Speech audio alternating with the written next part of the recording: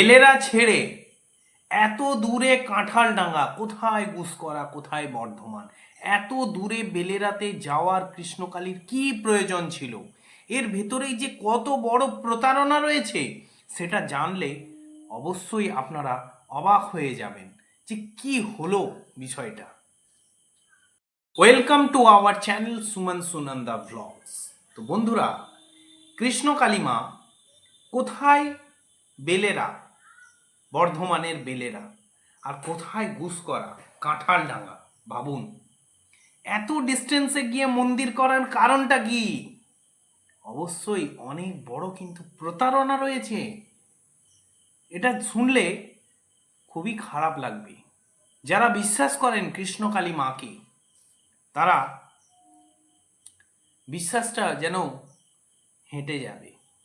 হ্যাঁ বন্ধুরা, সত্যি কথাই বলি যে এই যে কৃষ্ণকালী মা বেলেরাতে, মানে বর্ধমানের বেলেরা, বর্ধমান যে রেল স্টেশন সেখান থেকে 7-8 কিলোমিটার দূরে, বেশি ডিস্টেন্স নয়, এর মধ্যে কিন্তু কৃষ্ণকালী মা এর মন্দির বেলেরাতে হয়েছিল।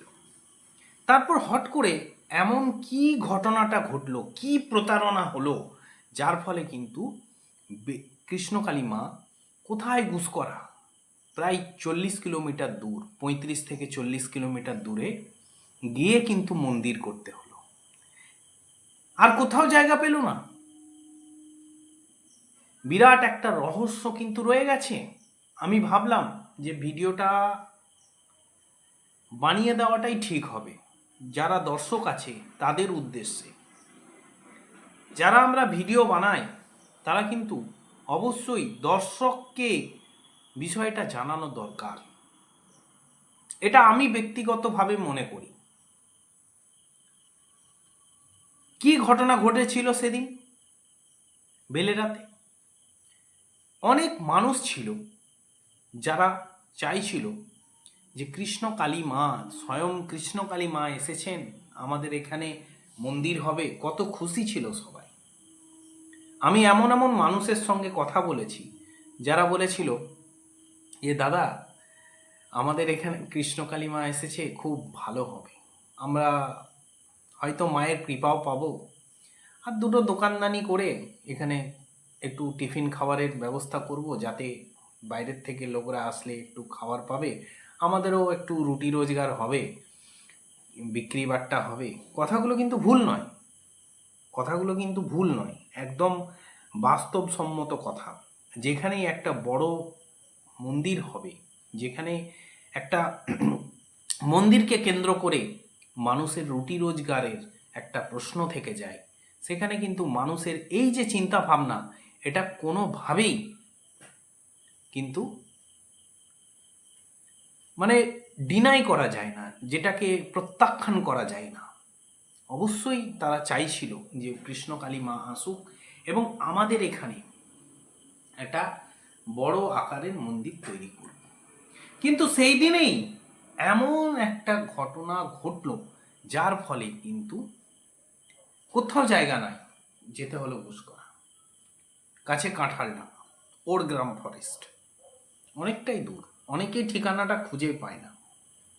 অনেক মানুষই কমেন্টে বলে যে দাদা, কৃষ্ণকালী মায়ের মন্দিরটা কিভাবে যাব, ঠিকানারই তো খুঁজে পাচ্ছি না।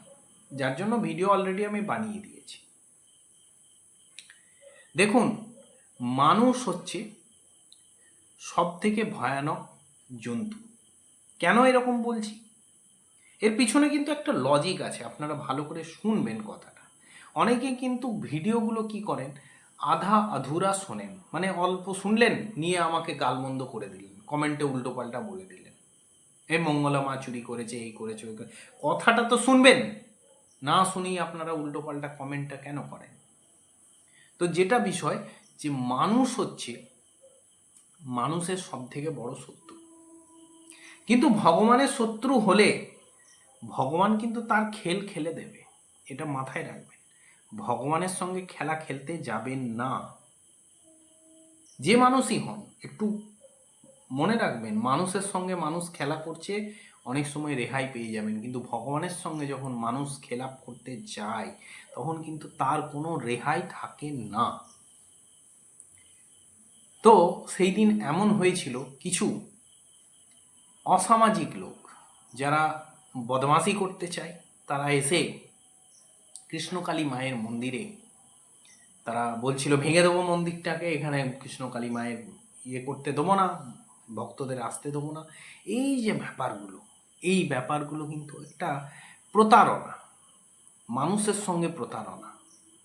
কেমনভাবে প্রতারণা? যারা একটু রুটি রোজগারের আশায় যে কৃষ্ণকালী মায়ের মন্দিরটা হলে এখানে আমরা একটু কামাই করে খেতে পাবো, একটু আমাদের পরিবারকে পালপোষ ভালোভাবে করতে পারবো, সেই আশাটার কে কী করলো, একদম পুরো মেরে দিল, জল ঢেলে দিল যাকে বলে।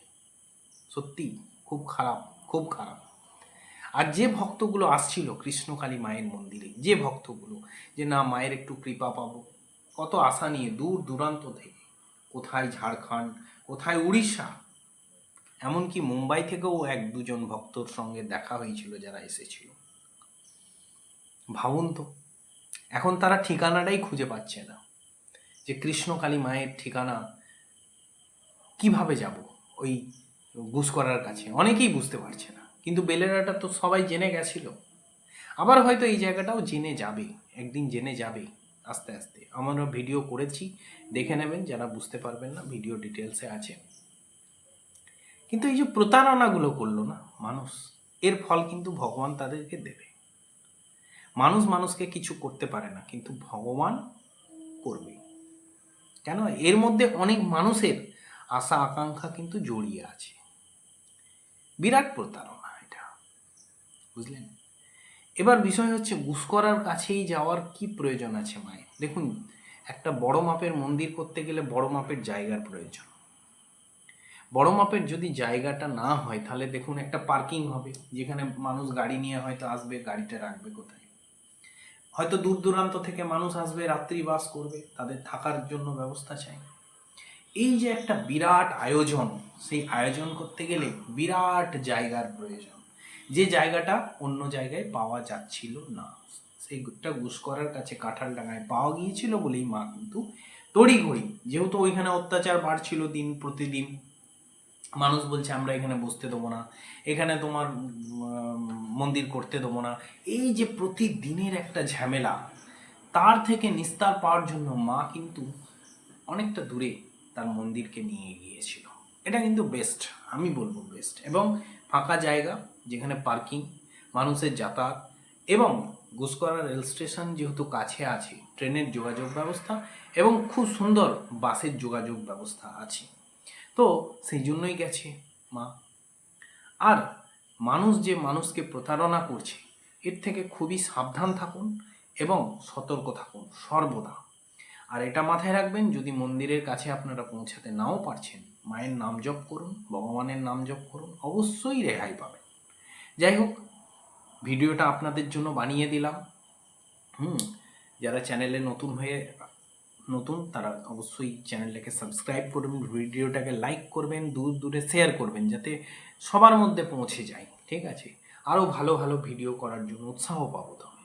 আর কমেন্টে লিখবেন হর হর মহাদেব, জয় কৃষ্ণ কালী মায়ের জয়। Good bye.